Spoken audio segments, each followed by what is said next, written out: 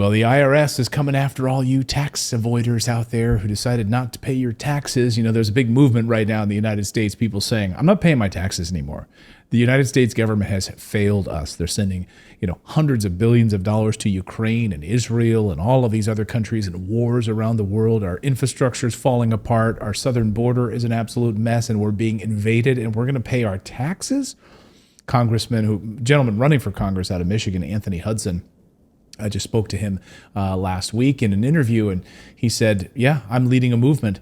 Stop paying your taxes. Stop paying your taxes right now. So we'll see how this goes, because how is the IRS going to enforce this? How are they going to go after millions of Americans who say enough is enough? Well, we'll see if this movement catches ground. But right now, the IRS, over the past few days, on February 29th, has announced a new round of a new plan to go after those who are not paying their taxes. Specifically, 125,000 cases of taxpayers with annual incomes over $400,000. Does that sound like you? If it is, and you didn't file a tax return between 2017 and 2021, the IRS is coming after you. They've sent out notices, and they were tipped off by various people of third-party information indicating that these taxpayers received taxable income but failed to file a tax return. So, because people are snitching on them, I think that's what the IRS basically says here, that people have been snitching on them. Information on these taxpayers indicates a total financial activity of over $100 billion. If you think about the amount of enforcement effort that's going to take to bring in $100 billion into the government, I hate saying this, but they literally just sent over $100 billion to Ukraine. So they're going to go after American taxpayers now for back taxes, and that won't even cover the amount they've already sent to a foreign country to carry out a war. I mean, think about the hypocrisy. I mean, it's just unbelievable, right? And they said even with a conservative estimate, the IRS believes hundreds of millions of dollars of unpaid taxes are involved in these cases, according to the IRS. So this is known as CP59 notices. So look in your mail. You might be seeing some of these notices hitting your mailbox if you have not filed your taxes. We're going to see what the IRS does here. But hey, today's our Q&A episode where you guys leave us a voicemail question about any investment questions you have, whether it's real estate, whether it's gold, silver, just the economy in general, and we will attempt to answer it here on the show. You can come over to our website, which is morrisinvest.com. We're a full-service real estate company. That's what we do. So we build brand new construction rental properties, and then our clients buy them. And they own them 100%, and they receive all the cash flow for many, many years to come, for as long as they own the property. That's what we do. So we also provide this. We do these podcasts once a week as well. So anyway, you can there's a little microphone icon on the right side of your screen. Click that, and then leave us a voicemail question, and we will answer it here on the show. So our first question today, I think, comes to us from Kathy. Hi, Clayton. My name is Kathy from San Diego, and I always enjoy listening to you to get knowledge in investing. I will retire in 5 years, and me and my husband own 2 single-family homes in Memphis, Tennessee. Since we both have W-2 jobs, we can only write off $25,000 per year for our real estate. What should we invest in next? My husband will retire in 6 months, and we were thinking of moving money into a self-directed IRA. Thanks so much for your suggestions. Have a great day. Okay, so, well, I guess, again, I'm a big fan of the self-directed IRA as long as it's coming from another retirement account. I'm not a big advocate of just from the ground. You want to start investing, so you just open a self-directed IRA and you start buying rental properties. Like, that's not what I'm not a big believer in that. But I think if you have an existing IRA, or you're leaving your job with an old 401k and you want to convert it and move it to a self-directed account, that's powerful. Absolutely powerful. And I've done that myself, and I think there's beauty in that because you're not starting from scratch, right? You're only allowed to put in a certain amount per year under the IRS, under the law, right? So, to make contributions. So you can't this account can't go from 0 to 200,000. You can't do that, right? You can only make a certain amount per year. Roughly, forgive me if I'm wrong, they change these every year, and I don't know, during COVID, they changed it like 17,000 or something like that. We'll put it in the description, the exact amount, just to be safe, but for a couple and for individuals. So you can only put in a certain amount. Anyway, my point is, if you're rolling it over, great. That's wonderful. And then, yeah, use that because now it can grow tax free until, well, you're retiring, but so retirement age. But yeah, it's a great strategy. Because you're at retirement, you may not even want to do that. So that's totally up to you. Again, your strategy. For me personally, though, I would be looking at how can my husband, who's no longer an employee with a W-2 paycheck, how can I ask him to become a real estate professional under the tax code? Because now that's a totally different ballgame. My mother-in-law, for instance, who recently retired, she worked in the title business for Fidelity National Title. She retired and then because she has a W-2 employee, she couldn't qualify as a real estate professional under the tax code. So she was paying much more. Her tax liability is way higher.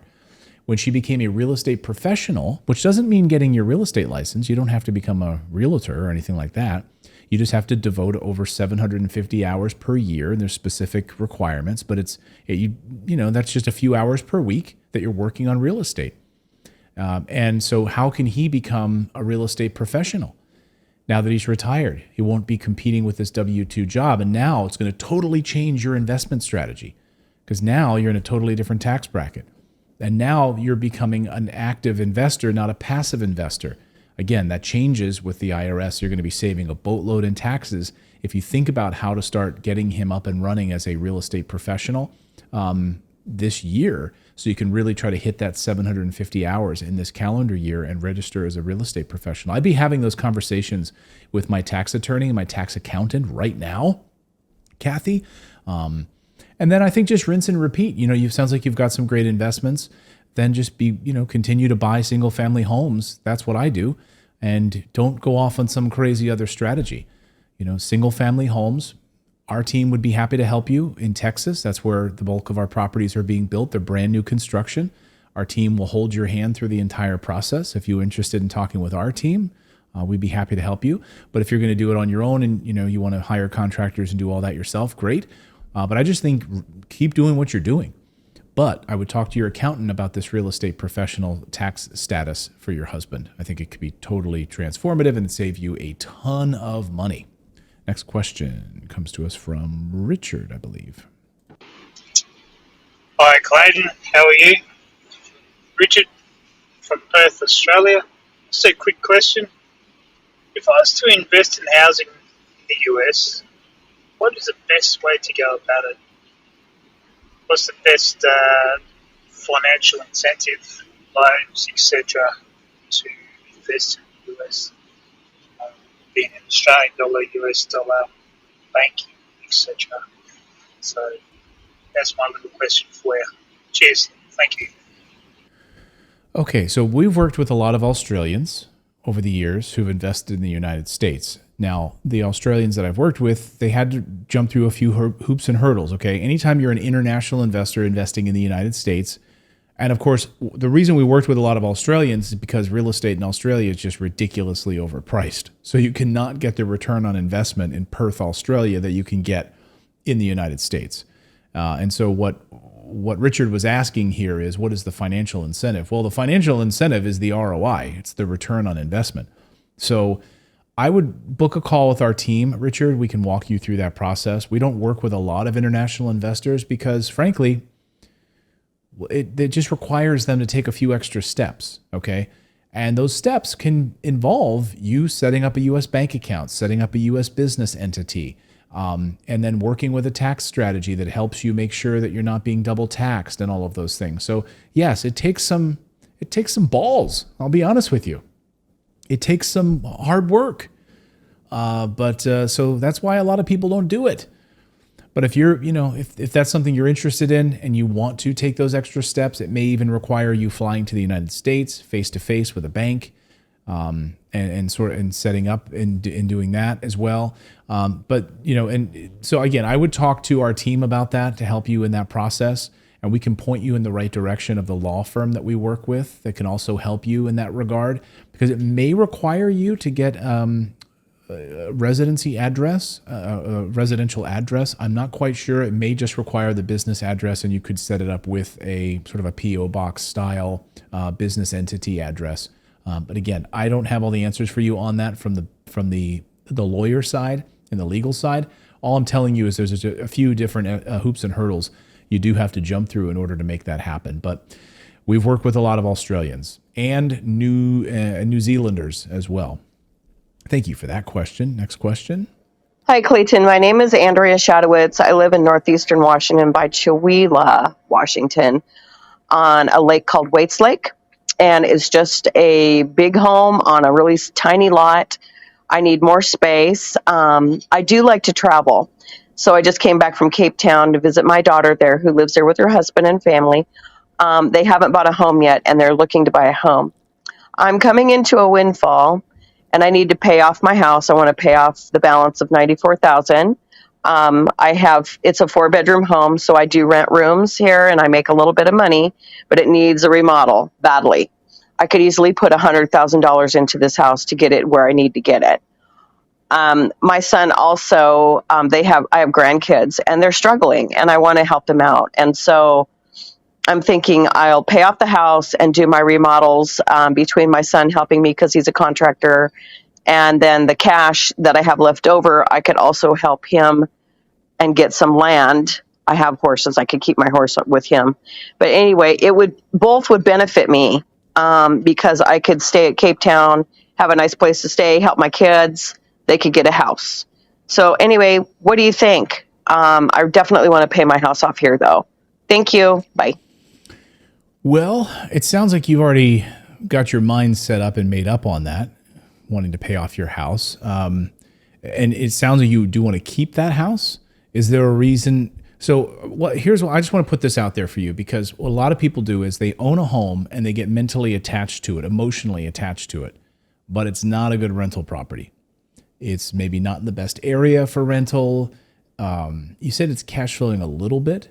So it sounds like, okay, are you kind of breaking even with it? Is the ROI there? Make sure that the return on investment makes sense. Make sure that the internal rate of return makes sense for you. Would it make more sense for you to list this house, right? April and May are the best times to list a house. Would it make sense for you to sell it and make a lot of money off of the sale of the house and not have to worry about the remodel yourself? And then take that money, because you've lived there for so many years, you're not going to pay taxes on it, and then invest that money, or take a portion of it and buy rental properties that will cash flow. So these are things to consider. I think people just get emotionally attached to a home that they've had for so long, and they think that, and they try to massage it to make it make sense, right? They're like, well, it kind of makes some money, but if I put $100,000 into it, then what will it make for you? My question is it cash flowing $1,200 a month right now? Do you think putting $100,000 into this house, it's now going to cash flow $2,500 a month? $3,000 a month? Or is it going to start cash flowing maybe 100 or 200 more than you used to get? Because now it's like a little nicer and you can maybe bump it up $200. My point is the return on investment there? Would you be better off taking that $100,000? That's 2 rental properties.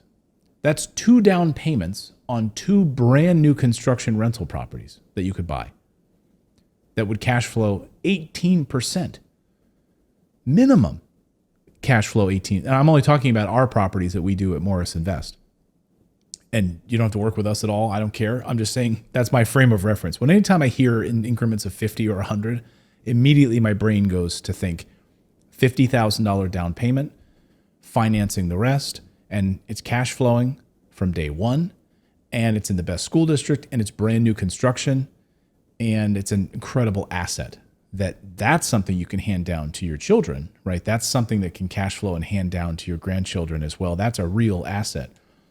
Or does it make sense for you to put $100,000 into this house, which needs a lot of work, and is the cash flow really going to be there for you? So I hear you want to pay off the house, but would it make more sense for you to sell the house, since you want to move anyway, it sounds like, to be in Cape Town? Now, when you say Cape Town, I wasn't sure if that's like South Africa, Cape Town, South Africa, or is there a Cape Town in Washington that I don't know about off the top of my head? So in that situation, I would maybe highly advise against buying something in Cape Town.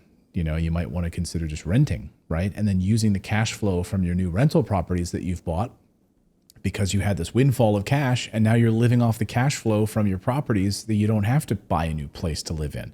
Because remember, buying a place to live in is not a performing asset, right? No one's paying you to live there. So now you've bought another asset, but it's not a performing asset like a rental property.